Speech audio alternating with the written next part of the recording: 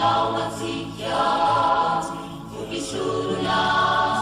manjaky Kristy oane asanatsika iferi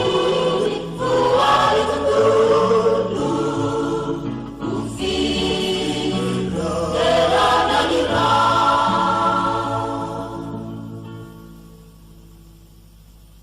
viuni tumpuli tani tuntu tuntu isi ami pilavu-lavu tungave uammi milamiu e che un faglia mani gianne isi tuntu Fatsitsi kiasa Januari isinya bauka di unifian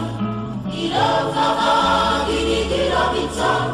Dijantan itu ay diraminansa Sa isiari deroniana